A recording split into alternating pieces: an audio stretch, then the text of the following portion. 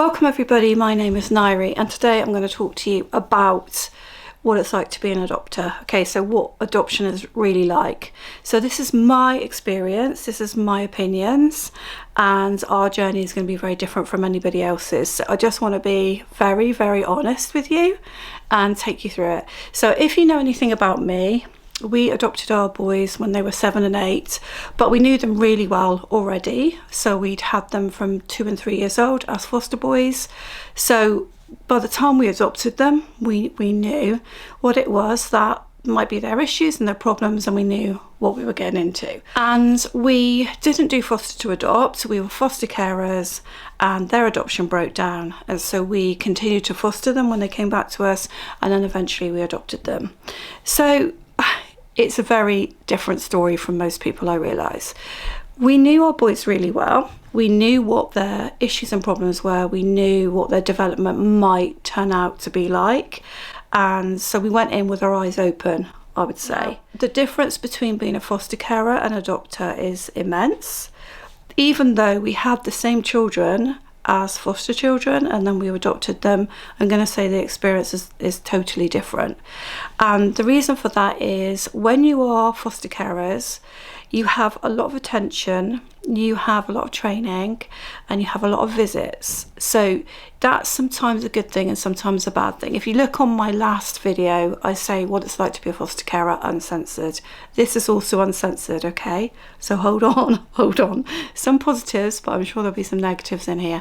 And I think that, yeah, sometimes that's positive because you get support, you get ideas, you get training, you know, you get other people to bounce off of. But sometimes it's a bit like being in a goldfish bowl because you feel like all eyes are on you and you've got to get everything perfect.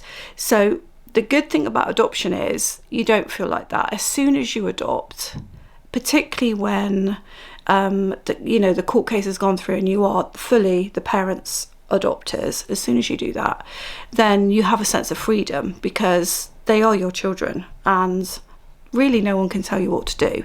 Obviously, if you make catastrophic mistakes or you're really struggling, then social care are going to know about it. But in the main, you're on your own, they're your children.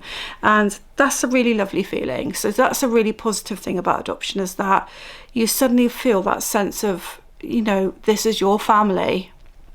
And you're going to be able to parent in a way that suits you. You're going to be able to buy things for the children that you want to or you don't want to. Your home is yours. Your life is yours. For us, that was a lovely, lovely feeling because we'd been through the mill really with foster caring. We'd been through the fire, and so for us that was really, really nice. So the negative thing about that is you really are on your own. I'm going to say that if we were really in trouble, we could pick up the phone and say help. And recently we were phoning about something. I think it was one of the boys' development, and then they were saying, how are you doing? And we're saying, well, the other one's very volatile, blah blah blah. Okay, he's always been very volatile. And she said, oh, do you need any help? Now, what that help would have really looked like, I don't know. I don't know what that would have looked like, but in my feeling is really that you have to really fight for everything that you want for the children when you're an adopter.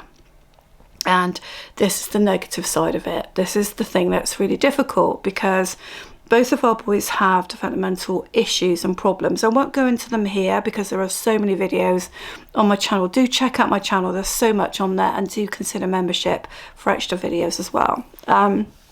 There's so many things there for them, and we have literally had to fight for everything, and you just feel like there isn't really the funding there to support. Now, it may be different for me, okay, than what it is for you.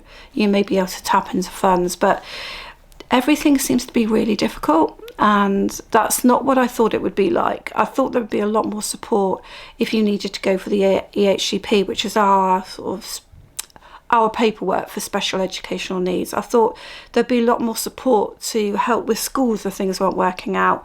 Thought there'd be a lot more support if you were going through very difficult times with them. So there might be a lot more training to access. There might be therapists that were easy to get hold of. But I was naive in that. We very much are alone, and we've had to very much figure it out for ourselves. Now, that could be because Tim and I are like that. So I'm not going to lie, we're like that. We feel like we have lots of experience and that we can work things out between us because we're very, so we've had 5 birth children, we've fostered, we've run daycare, so we feel like we've got loads of knowledge and experience there. So maybe it's because we don't pick up the phone that we're alone. Maybe it's us. But again, my gut feeling is that it's hard to get what you need, and that you have to work things out for yourself, which is why partly I started this channel, really, to be able to give information to people that may or may not want it. Okay, so that's the first thing. The next thing to say about it is we already have children. Okay, so we've got biological children. So we weren't in the position where we were desperate for a family. We weren't in the position where we couldn't have family. We weren't in the position where we'd gone through IVF and, gone through those bitter experiences of just not being able to have children. We had children already. Having said that, we were empty nesters, and if I'm honest, I've always been one who knew that I would have a large family, and so when it came down to kind of not having young children around, I really, really missed that. So, but we're not in a situation where we're really missing having a child or children. So we had something to compare things with. We had comparisons with our children who in the main didn't have any developmental issues, didn't have any school issues. I would say in the main, they all had their problems. I mean, they're adults now and they will reflect on some of them really hating school, some of them being bullied. It's not that we haven't had issues and problems with them as adults where we've had to support them. So everything has not been just completely plain sailing with our birth children. But I guess what I'm going to say is that key developmental factors were not there. So we've been able to compare what it's like to adopt children who have that alongside birth children. But if you're an adopter, you're not going to have that. You're not going to have that comparison. You're not going to know. So I think the issue around adoption is often you don't know what it's going to be like for that child. If you have a baby, even more so, to be honest with you, you could look at a profile and there might be hints that things could happen to that child as they develop, but you're never really going to know. And the younger the child is, the less likely you are to know. And I think this is a massive factor in adoption, because I do know families that have adopted and are fantastic parents, but actually the developmental issues and traumatic issues for the child have actually been too much for them, and they've given it everything. Now, some of you might sit here and go, oh, well, they should fight for the child. How can you give up on a child? Unless you've been there and you've actually dealt with children who have got childhood trauma, who've got, significant issues with their behaviour, and, you can't really comment on that, because it can destroy a life. It can destroy other people in the family, siblings that might be there, maybe that, if there are siblings. But what I'm saying is that it can be a massive journey of learning, hardship, difficulties, if the children develop things that are significantly life-changing for them and for you. And you can't always know that as an adopter. And you can't just go, oh, well, I don't want to do this anymore. With fostering, albeit it's not a good thing sometimes, you can just end a placement and say, I can't cope. You need to move this child on to someone who has better skill set, or, it's not the right age for me, or, we're not bonding. You can do that. You don't want to do that. And you get maybe frowned on for doing that, but you can do it. And I guess in the most extreme circumstances, adoptions do break down and children do go back to the authorities that have been they've come from, but that's much more difficult to do, because they were legally, if you've got to the point where they're legally yours, you are literally giving up your children.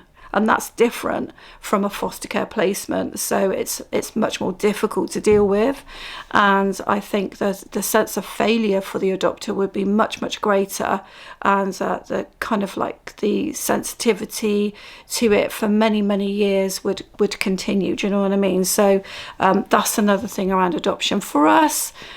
We've had a rocky road with both of the boys. We've had so many issues to deal with because of their background, because of their trauma, their neglect, and I've got loads of videos around that, so I don't want to kind of major on that. But one of the things that they really struggle with is the fact that they are adopted. So you go into adoption thinking you're doing an amazing thing, and you are doing an amazing thing. It could be that you are the chance for that child to have a permanent family that's going to love and care for them and try to give them the best possible childhood that you possibly can. Okay, that's going to likely be your intention. Plus, if you've not been able to have children, you want to have children, but you also want to do a great job for this child or these children that have maybe already been through a lot. Okay, you want to do a great job. Now, when the children are younger, they have the issue of kind of like maybe, you know, their development and trying to recover from maybe change from a foster carer. They have different issues, but as they get older, they're not necessarily thankful to be adopted. Now, it's hard. Yeah, you might have invested so much time and energy into those children, but you may not get any thanks for it. In fact, you may get the opposite. In fact, as well, there is a birth family out there. And again, different from foster care, when you're a foster carer, you're often in touch with the birth family. So it's very much part of what you do. But as with an adopter, you may have letterbox contact, you may have read the history and think, I don't feel safe being around these parents. In the UK, that's very much more the case than it is in other countries where people can sort of almost like choose to adopt because financially they're not in a good place, or just, you know, it's in the UK, it's not like that. Children are removed and go into foster care and then adoption because of serious issues within the family, normally. Okay, normally, not always, but normally. So you are looking at the fact that you know what that history is, and that to all intents and purposes, you are trying to give that child a better prospect, a more, you know, a family that is going to be secure, loving and safe. Now, I'm not saying that birth family can't be any of those things. They could be all of those things, but I'm saying in the main, the situation is hopefully going to be better for them, right? So you think, because we've always had to be open with our boys about adoption because they were fostered and they know everything. So I would hope that at some point you'd be telling your children they're adopted, because if they find out the wrong way, that's not great. But I know that would be your choice. But what I'm saying is, in the main, they're going to know. Okay. Now, the issue for them is that makes them different. But many of the children at school will not be adopted. Unless you're in touch with a lot of families with adopted children, it's quite isolating for them. They just want to be the same as their peers. They also, in our case, we are older. So we adopted them when they were 7 and 8. And we were early to mid 40s. I honestly don't want to sit here and do the calculations, okay? But I'm 55 now. And my husband's a couple of years older. So we're old, okay? We're not necessarily that much older than the parents of the children that they mix with, but we will be older. And that causes issues in itself. You could be a natural birth parent and you could be older. Natural birth parent. Sorry, you could be a birth parent and you could be older. So I'm not saying it's a bad thing to be an older parent, but I'm saying that could set them out as being a bit different. And maybe they think that we don't understand. Maybe they think that, sorry, dog's barking, everything going on. Got my mum's dog here. So they're not necessarily thinking you're the best thing that ever happened to them. Deep down, my boys do know how much we love them, and I know that we are very much loved. And also, we have found over the years our attachment has grown to them, our bond has deepened, and really I feel that the love that I have for them is exactly the same as I have for my birth children now. That's taken me years to get there, but if anything happened to them, I would be equally devastated as, as if anything happened to my birth children as well. So they know that deep down. They know that we'll always be there for them. They feel very secure around us, and they, when they're talking to teachers and things like that, it's evident that they love us. But there's still that element of they're adopted, they're different, we're older, we may not be in touch the same, what's their birth family like, all of those questions. Those questions will never go. And something that we have to accept, Tim and I have to accept, is that it will always be different. We might treat them the same as our birth children, and our birth children treat them as siblings 100%. It's amazing to see. I'll get emotional now, especially with my son, who had 4 sisters and then we adopted 2 boys. The relationship he has with them is phenomenal. So they are fully included within our family. Nobody rejects them. The behaviour issues they have, the development issues they have, make no odds, make no difference. But they probably still feel different, and they always will. And that's something that in adoption you have to face, that there's always those questions there for the adopted child, and you cannot erase and eradicate the history that they have. It may be you don't know much about the history, but what I'm saying is those questions from your child will always be there into adulthood, and you've got to really learn to grapple with them and be open with them and not try and put them under the carpet, because they really are going to cause problems for their identity and their mental health if you don't deal with it and you're not open about it.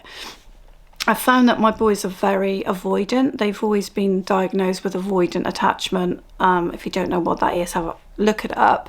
One of them's a bit disorganised, but avoidant being the main thing. So they don't like talking about things. And it's only really now, when they're nearly 15 and 16, that we can actually have conversations about things like that. They would just shut that down, and still sometimes they do. So yeah, you're not always the best thing that ever happened to them in their view. And maybe sometimes you're not the best thing that ever happened to them, because maybe you don't fully understand. Maybe as adults we don't fully understand. I've not been adopted, so how can I fully understand what they're going through and what it means to them? Okay, so another thing about adoption is, whereas you have lots of parents in the playground and they're all chatting to each other, yes, you can find other adoptive parents, but obviously they're few and far between. So you don't have the people to bounce off in the same way. Hence, again, why I made a channel like this, because your issues and what you go through with your child are going to be very different. Maybe they're not, but in the main, they are going to be very different from what other people experience. And one of the things that I found with people that I talk to when I'm parenting is that they'll say, oh yeah, well, mine does that. Yeah, well, that's just normal for teenagers. Or, well, yeah, that's what I'd expect to happen at that age. Well, I've got 5 adult children, and I know that bringing up these boys, whether that's down to their developmental needs and trauma as well, I don't know, is different. It's very, very different. It's so different. It's been like a completely different experience. So when people say, oh yeah, well, mine does that, I'm like, yeah, okay, what can I say to that? I think mine do that with bells and whistles on. But then they think that you're being dramatic or traumatic. And then if you were to start opening out to professionals, then they start panicking that you're not coping. So you're a little bit stuck, because you might offload to friends and family and they might listen, but they might not fully understand. I'm really lucky because I do have my mum and a couple of my children, or most of my children do understand. I say most of them, they all understand. So I do have those. I've got adults that I can talk to that are related to me and do care and do understand. But I'm going to say that sometimes even my children have questioned whether I'm actually telling the truth or whether I'm exaggerating. And it's not until they're with them or spend more time with them that they really get it, how difficult it is or how difficult it can be. So you've got your limitations as to who you can share with. You've also got expectations from people in the outside world that you're not just going to parent, but you're going to do over and above what what other parents are going to do because these children need it. So you've got the pressure from all sides. You've got pressure from wanting to do a good job yourself. You've got pressure from the world at large expecting you to do a good job. You've got pressure because people don't understand how difficult it is if they've not gone through it themselves. So it's a lot of emotional pressure, and it can really affect your mental health if you're not careful. You have to be ready for whatever hits you, but you have to really look after yourself and accept that as much as it is about the child and the children, you have to really look after yourself and nurture yourself and understand that other people may not have the answers for you, and other people may not understand what you're going through, and you might have to ignore some people and their advice because it may not be right for you. My mum's dog is going to bark at whatever she can see outside. So where was I with that? Yeah, isolation. That's what it comes down to, is just not knowing where to go for that support and that help. So you just need to build a strong network if you can, much more so than you do with fostering, because networks are kind of provided for you and you've got your supervising social worker. It's much harder when you're adopting. You very much are on your own. So let's kind of like turn all this on its head and say adoption is the best thing. One of the best things that's ever happened to me. We've learned so much about who we are, and we've learned to be less kind of parental proudness, if you know what I mean, looking at the fact that we've achieved things, but more looking at what the children have managed to come through and achieve. Like, so instead of going, oh, you know, when you bring up your children, well, this is my experience anyway with my biological children, oh, look, they can walk now, they can talk now, oh, look what they can do now, or they've got this, they've done that, they've achieved. Now it's more about like, well, who are the children? Who are they? How can we love them for who they are? Never mind about what they achieve, what job they get, you know, how many kids they have, how beautiful they are. Love them for who they are. And that teaches you a lot about yourself as well. Yes, it's tough. It's tough what you go through, but the reward, I think, long term, is far surpassing that, because actually you've managed to grow a bond and attachment with the children, and they've managed to do that with you, sometimes against the odds. Okay, so it teaches you a lot about what doesn't matter. You know, that money doesn't matter, that looks don't matter, that your job doesn't matter, your career doesn't matter, you know, what your background is, you know, all the things that society really holds up and go, oh, this is important. When you adopt, especially if you adopt children that have difficulties and needs and difficult backgrounds, and you know, you adopt because you want to love unconditionally, and you learn to do that. You learn to love no matter what happens and no matter what comes back to you, and that teaches you a lot about yourself and trains you to understand what really, really matters in life. And you begin to understand as well how wonderful children really are, and that even though people say, oh, children are resilient, well, yeah, they are, but they're not. I know, because I don't come from an easy background. So people say how resilient children are. Well, they just have to be, don't they? For many of them, they don't get given a choice. So you look at how they develop and they fight through all those difficult things and all those difficult times, and you feel such an honour to be part of that, you know. And even with my birth children who've had some difficulties maybe later in life, you feel an honour to be part of that survival when they come through something really major. And it's just so heartwarming and amazing. And you know, you can throw the rest of it away, can't you? You know, you can make do without your amazing house or your whatever, but you can't make do without those values and feelings and amazing experiences and memories that you're building of what it means to love unconditionally, and then actually at some point start receiving back, but you know, mainly just give. And that's what it teaches you. Just keep giving, and just keep going no matter what, and that's what it teaches you. So that's an amazing thing about adoption. And so if you know you're considering it, then take on board what I'm saying, But if you feel that deep desire that this is something you want to do or you need to do or whatever, then, you know, the bottom line is that you will change as a person, and I'd like to say for the better, and you will learn a lot of life-changing things, and it's worth it. It's all worth it.